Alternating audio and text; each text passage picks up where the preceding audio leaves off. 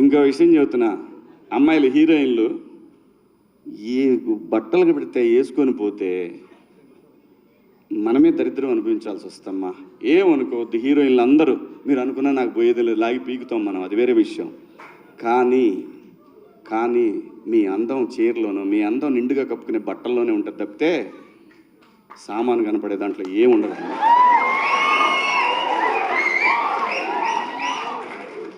అవి వేసుకున్నంత మాత్రాన చాలామంది చూసినప్పుడు నవ్వుతూ అంటారు, కానీ దేత్రమ్ముండ ఎలాంటి బట్టలు ఎందుకు వేసుకుని కాస్త మంచి వేసుకోవచ్చుగా, బాగుంటావు కదా అనాలనిపిస్తుంది లోపల, అనలేము.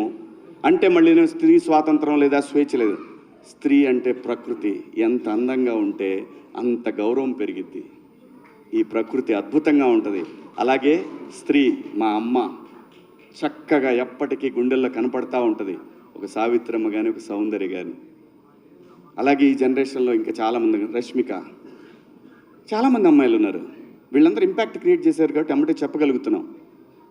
గ్లామర్ అనేది ఒక దశ వరకే ఉండాలా, ఇంతవరకు ఉంటే పర్లా, అది ఇక్కడికి రాకూడదు. నేనేవాళ్ళే కానీ చెప్పడానికి మళ్ళీ అందరు రేపు పొద్దున పెద్ద పెద్ద వాళ్ళంతా బయలుదేరతారు, మాకు స్త్రీ స్వేచ్ఛ లేదు. స్వేచ్ఛ అనేది అదృష్టం. ఆ స్వేచ్ఛని కోల్పోవద్దు. మన గౌరవం ఎప్పుడు పెరుగుద్దంటే మన వేష భాషల నుంచే మన గౌరవం పెరిగిద్ది. అందులో ప్రపంచ వేదికల మీదైనా సరే చీర కట్టుకున్న వాళ్ళకే విశ్వసుందర కిరీటాలు వచ్చినాయి. Thank you so much.